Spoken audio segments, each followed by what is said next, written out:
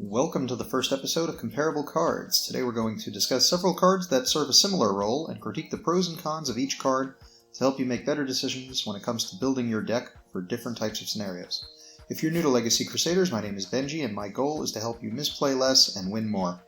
Today we're going to be talking about General Effect Negation, specifically cards that negate one monster's effect on the field for a length of time, that aren't necessarily part of a deck's engine and are mostly used to push through your opponent's defenses or prevent your opponent from stopping your offensive pushes.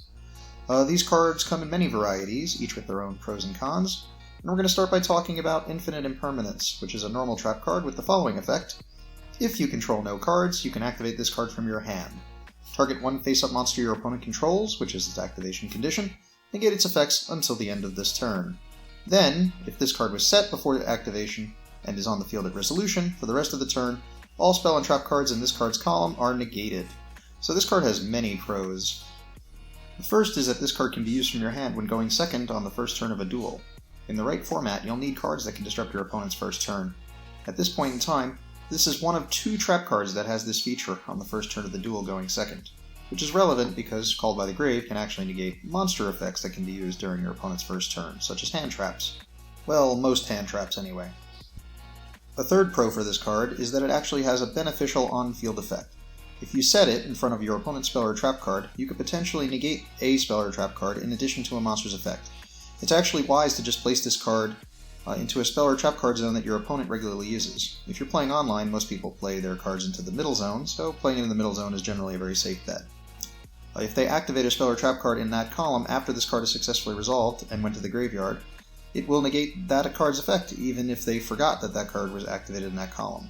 So you can take advantage of your opponent's misplays. Now, something you may not have noticed is that if this card is destroyed before it resolves, it actually will not negate cards that are activated in this column. So if you attempt to activate this in front of an MST, your opponent might chain MST to destroy the Infinite Impermanence, with the purpose of activating additional cards into this column. Not that they desperately need this column, considering they should have 4 other ones, unless they're occupied and they're playing some sort of a trap deck. Now, I'd like to mention a combo that just recently became available, and that involves a card called Trap Trick, which was released recently. Trap Trick will let you banish a trap card from your deck and then set another copy from your deck to the field, allowing you to activate one trap per turn. So if you banish one of your impermanences, you can actually then place the impermanence in front of one of your opponent's already on the field spell or trap cards, whether it's a continuous card that's already face up or a set card, or perhaps they set it so that they wouldn't have to discard it from a danger monster or something of that nature. You can then set it where you can most definitely negate an effect of your opponent's spell or trap card during that turn, or at least deter them from activating the card at that time.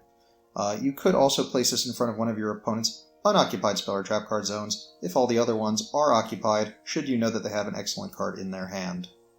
This card also works particularly well in certain decks. It works very well in Paleozoic. As it's a trap card, it allows you to trigger the graveyard effect of your Paleozoic trap cards. It also works particularly well in Altergeist, allowing you to activate a trap card on your opponent's first turn, allowing you to trigger your Altergeist Multi-Faker even before you get to go on your first turn, allowing you to set up a disruption. Normally you wouldn't be able to use a trap until at least the end of the first turn of the game if you went first, or the start of the third turn if you went second, but it's nice that cards like this exist. The only other options are Typhoon, or Red Reboot in a strange scenario, or perhaps Temple of the Kings if you're going first. Now, this card isn't without its own cons. It is a really good card, though. But some of its cards include this. If you have 2 copies in your hand, you cannot chain them to one another, as the first will be on the field, so the activation condition will not be met for the second, until the first one is resolved and been sent to the graveyard. This isn't too bad of a con, but it is worth mentioning. You may have had a play in mind that did require you to activate 2 of them back-to-back. Keep in mind that you won't be able to do that if they are in your hand. Secondly, the biggest con that I find whereas with this card is that if you place a single card on the field, you can no longer activate this card from your hand, which should make sense, but a lot of the other options do allow you to activate another card or set a card or summon a monster before you actually play the disruptive card, and sometimes you do need to be able to bait out your opponent in some manner. It's not impossible to activate it later in the turn, but you kind of have to play a card and then have your opponent remove it from the field for you. It's not likely to get off later in the turn than at the very start of the turn, but it is nice to use. It actually allows you to play through things like Vanity's Fiend or Floodgate monsters that you might not have been able to play through if you didn't have Effect Negation you can activate directly from your hand. Now, the last problem this card has is essentially the same problem that every trap card has. The moment you set it, it can't be activated until the start of the next turn, unless of course there's Temple of the Kings on the field or something like that. But if you do set a trap card, just like all trap cards, it can be easily destroyed. It's a much safer card in your hand, but it's not going to be useful the moment you start committing cards to the board. So at some point you will probably set this card, which does make it a little bit susceptible to destruction.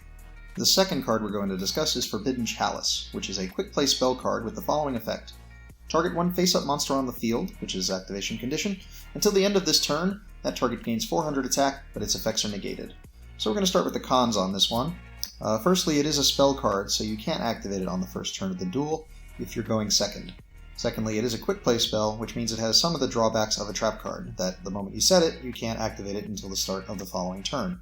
But that's really it for its cons. This card is actually very versatile. Firstly, you can activate it from your hand on your turn during any phase of play, and unlike Infinite Impermanence, you can commit cards to the board before activating it, allowing you to bait your opponent into activating an effect. And because you can respond while you have cards on the field, you can activate it as Chain Link 2 while you have cards on the board. Unlike with Infinite Impermanence, if your opponent did play a card, you could respond to it, but it's very unlikely they would do so unless you committed a card to the board. Another big benefit of this card is that it can be activated during the damage step, because it modifies attack and defense, meaning you can use this card to boost the attack of your monster, or your opponent's if there's a reason you want their monster to be higher in attack points, but you can do that. And there are very few cards that can respond during the damage step that can potentially negate Forbidden Chalice. Another feature, being able to use this during the damage step, is you can actually negate the effect of a flip effect monster after they've been flipped, but before their trigger can actually resolve. Or you can use it to negate a face-down monster that has a continuous effect when it's flipped face-up, perhaps a Fiendish Rhino Warrior, or anything that you can think of. Fossil Dyna comes to mind, has a big effect when you flip it face-up. It destroys all special summon monsters, and it makes it so you can't special summon monsters, so Forbidden Chalice is a good way of dealing with that kind of a card. Additionally, this card has another big benefit, which is that you can set it if you really want to, or if you don't have a card to negate on your first turn, and you can then use it just like any trap card. It's pretty nice, has some really good features. Oh, and the card Condemned Witch was just released. That can search this card. It's not a very good card at the moment, but you never know. One day, Condemned Witch can be a really good card, or just the ability to search a card like this could bring it to the next level. Our third card that we're going to discuss is Breakthrough Skill, which is a normal trap card with the following effect. Target one effect monster your opponent controls, which is its activation condition. That face-up monster your opponent controls has its effect negated until the end of this turn. During your turn, except the turn that this card was sent to the graveyard, you can banish this card from the graveyard, then target one face-up effect monster your opponent controls. That target has its effect negated until the end of this turn. So the biggest con of this card is that it's a trap card, so it has to be set for a turn to use it. Secondly, its secondary effect cannot be used the turn it goes to the graveyard, and when you can't use that effect during your opponent's turn at all. So those are its biggest cons. Now, its big pro is that this card could negate a card on the field while this card is in the graveyard, which means if you discard it, or it gets milled by Raiden or another Lightsworn card, or if it should be destroyed if it were set, or the best scenario, you get to use it on your opponent's turn and negate one of their effects, it'll be available on your turn in the graveyard to be used again.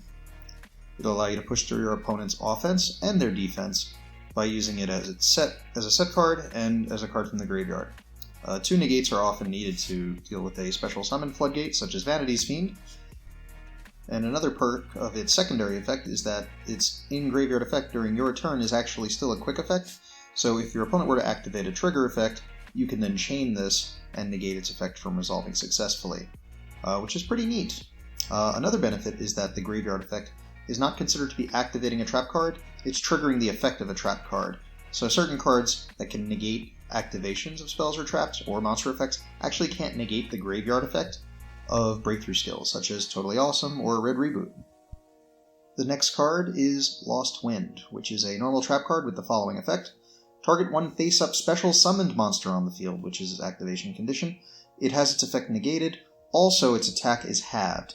If a monster is special summoned from your opponent's extra deck while this card is in the graveyard, except during the damage step, you can set this card, but banish it when it leaves the field. So this card only targets special summon monsters, which is a con, but its negation is permanent, so it's not till the end of this turn. None of the cards we've talked about so far can negate a card longer till the end of the turn. It also does modify attack and defense, so it can be used in the damage step, similar to Forbidden Chalice. Its graveyard effect allows you to potentially negate a second monster, which is very useful now that link monsters are here and people can just link up one link monster into another, and the second one wouldn't be negated, so at least lets you recur a resource if your opponent wants to keep playing through this card. Its biggest issue, besides being just a trap card, is that you can't use it the turn it's set by its own graveyard effect, because, again, that's a trap, it's set, you have to wait until another turn has passed. It's a very solid card when people are playing a lot of extra deck monsters and keep going in there, but it's at least decent if your opponent isn't playing a lot of extra deck monsters. Another perk is that this card can actually be used against a monster that doesn't have an effect, a normal monster, perhaps a Dark Magician, if your friend likes to play Dark Magician. It's still a special summon monster most of the time, and because it's a special summon monster, you'll be able to activate this card to at least have its attack. Now, none of the other cards above you can do that with. This says also negate its effects, also have its attack, so these two effects are actually considered separate. The next card is one I see potential for in the future, but not currently. It's a pendulum monster called Performapal Seal Eel with the following pendulum effect. Once per turn, you can target one face-up monster your opponent controls, which is its activation condition as a pendulum scale. That face-up monster has its effects negated until the end of this turn, even if this card leaves the field. So it's very similar to Breakthrough Skill or Forbidden Chalice, in that it just targets a card and negates its effect. Its biggest perk is that you can use it multiple times. If it should remain on the field long enough to do so, you can potentially target another monster on the following turn, or the same monster over and over again on your turns. Now, it also has a benefit of being a pendulum spell, so you can actually activate it and use it as a scale, and it has a scale 3, which is a pretty good scale. Summoning monsters level 4 and higher is actually quite good. Its biggest negative is that it's a trigger effect, so you can't chain it to another card because it's speed spell 1.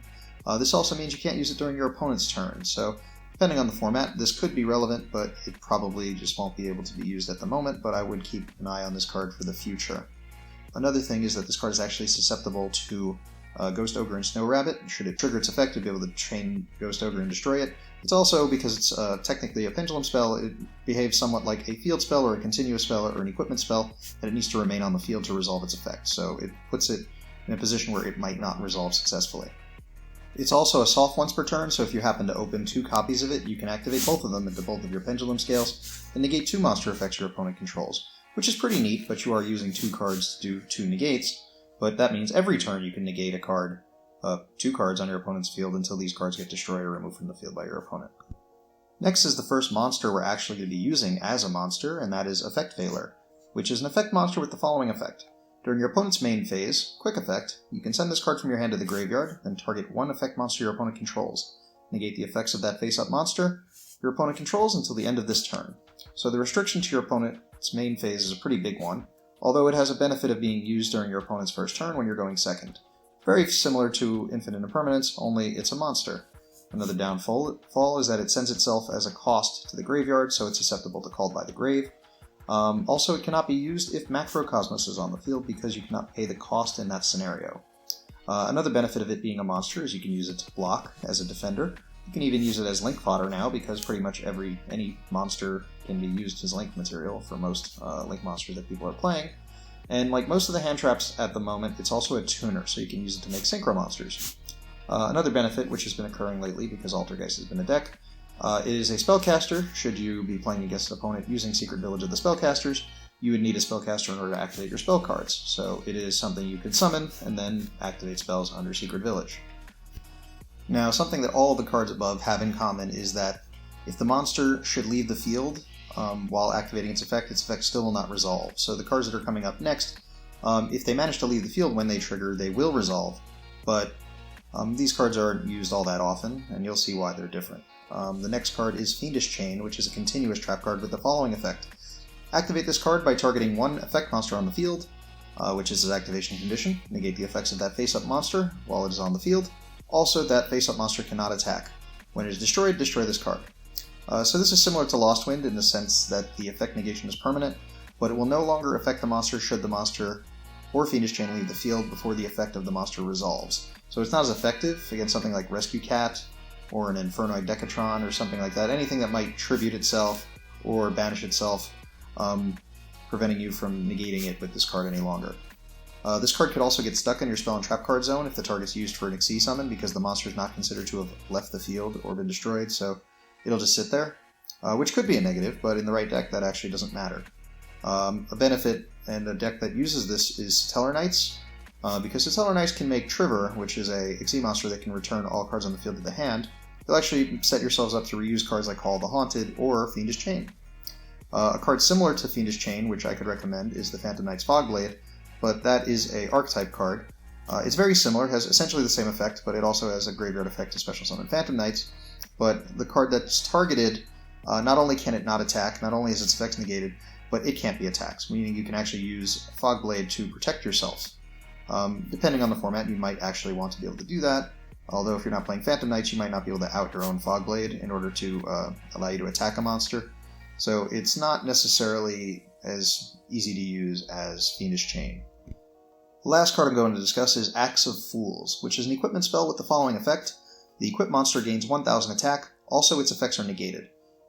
Once per turn, during your standby phase, inflict 500 damage to the controller of the equipped monster.